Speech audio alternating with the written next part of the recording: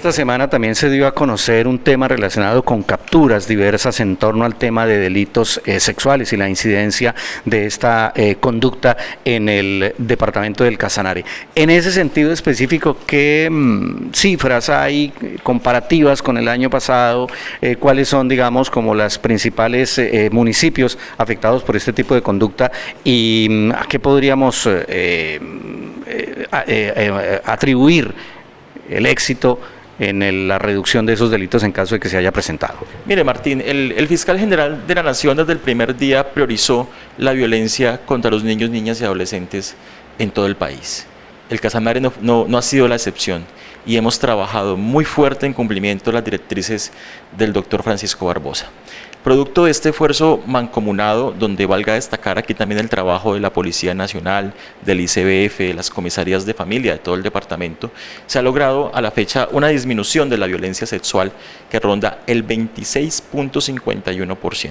A la fecha se presentan 61 casos de abuso sexual en el departamento del Casanare. Para el año pasado, en esta misma época, contábamos con 83 casos reportados, es decir, tenemos 22 niños, niñas o adolescentes menos abusados en este departamento.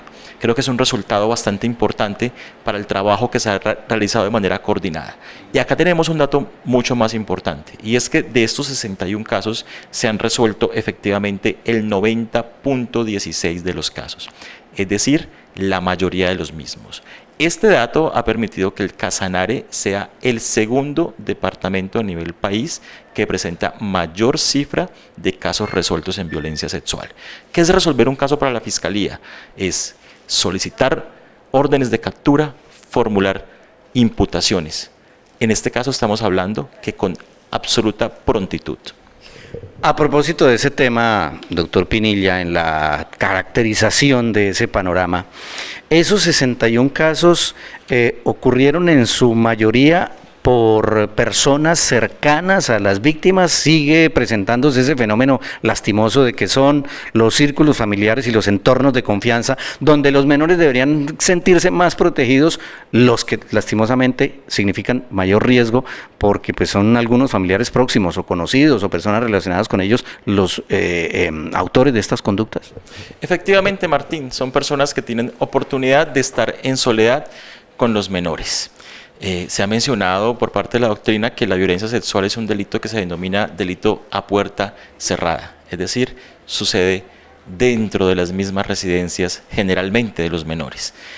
Las personas que tienen acceso a los menores son generalmente la misma familia. Ya se reportó hace un par de semanas un caso aberrante donde el mismo progenitor, el padre biológico de dos niñas de 9 y 11 años, las abusaba sexualmente desde hace aproximadamente 2 años. Y esto no es la excepción. Tenemos muchísimos casos de familiares que abusan de los menores, pero también de personas cercanas al núcleo familiar, de amigos, conocidos que tienen acceso y oportunidad de estar en soledad con los menores. El llamado a los padres de familia casanareños es a estar muy atentos al comportamiento de nuestros hijos, muy atento también al comportamiento de las personas allegadas que busquen estar en soledad con nuestros menores casanareños. Las actuaciones de la Fiscalía, a propósito cuando se presentan ese tipo de casos, las actuaciones de la Fiscalía se extienden, por ejemplo, hacia aquellas personas que con su silencio se convierten en cómplices de esas conductas, porque pues hay muchas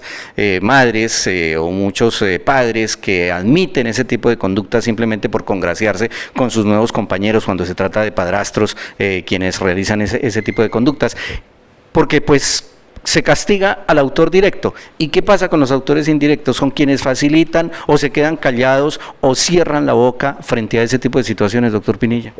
Hay situaciones en las cuales, Martín, la Fiscalía ha logrado acreditar que efectivamente tenemos complicidad, sea de la progenitora o sea de una persona del núcleo familiar en relación con la omisión de la denuncia asociada al abuso sexual de los menores, y no han sido pocos los casos en los cuales se ha imputado la comisión por omisión del delito, es decir, que la persona que omite denunciar en este caso y siendo cómplice del delito de violencia sexual también puede considerado un autor en calidad de comisión por omisión de la violencia sexual, es decir, se le podría atribuir la misma pena imponible al autor.